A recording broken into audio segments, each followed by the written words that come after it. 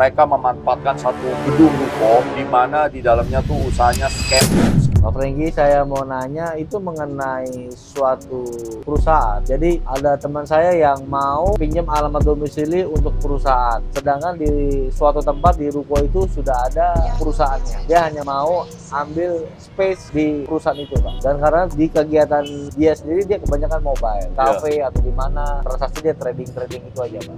Gimana, Pak? Boleh atau tidak? Oke, sebelumnya saya perkenalkan dulu ya, ini adalah sahabat saya.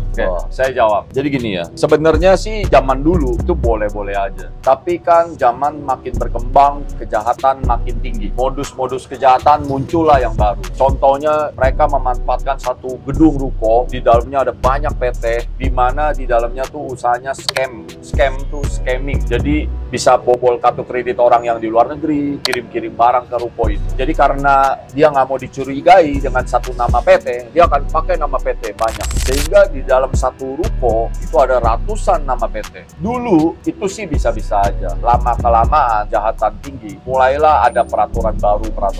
Karena peraturan itu fungsinya pasti mencegah kejahatan. Menertibkan semua jadi aman. Jadi supaya jangan orang dirugikan. Jadi semakin bebas orang berbuat curang. Sehingga terbitlah perizinan jenis baru yang dimana itu nggak bisa lagi seperti itu. Karena sering terjadi digunakan menjadi tindak penipuan kecurangan. Sehingga semua yang seperti itu wajib urus izinnya. Izinnya itu adalah izin khusus, di mana nanti ya setiap pengelolanya tuh wajib mengurus dan melengkapi semua persyaratan. Ketika pengelolanya tuh dinyatakan lolos tuh dalam bentuknya apa? Si pemiliknya tuh nggak pernah ada tindak kejahatan. Si pemiliknya tuh juga keuangannya bagus. Laporan pajaknya juga bagus. Termasuk perusahaannya juga laporan pajaknya juga bagus. Sebab yang kayak begini-begini sering banyak mainin uang pajak negara. Mereka tuh sering gelapin pajak, termasuk mainin pajak PPN. Nah, setelah itu semua bersih, dinyatakanlah lolos sebagai pengelola. Maka pengelola ini nanti wajib mendaftarkan dena gedungnya. Jadi ada berapa dena dan ada berapa ruangan